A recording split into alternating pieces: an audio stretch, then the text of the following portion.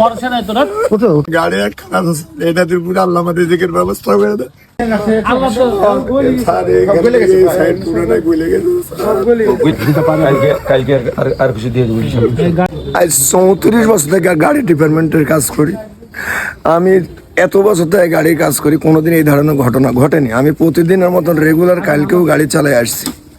আসে মাগরিবের আগ মুহূর্তে গাড়ির যত্ন নিয়ে মুছে টুছে আমি সুন্দর করে আবার গাড়ি ঠিক যেখানে রেগুলার রাখি ওই জায়গায় রাখছি। বাসায় গেছি, নামাজ কালাম পড়ছি, পরে ঈশান নামাজ পড়ছি, খাওয়া দাওয়া করে শুয়েছি। রাত 11:30 দিকে এক ছেলে আমাকে যে বলছে, ভাই তাড়াতাড়ি আসেন, আপনার গ্যারেজে আগুন ধরে গেছে। আমি দ্রুত দৌড়ায় এসে দেখছি সব জ্বলে পড়ে মুহূর্তের মধ্যে সব আদা দাদা করে গেছে। দেশের ভালো করতে হলে ভালো নেতা চাই, এই সমাজে শত যোগ্য নেতা পাওয়া দায়।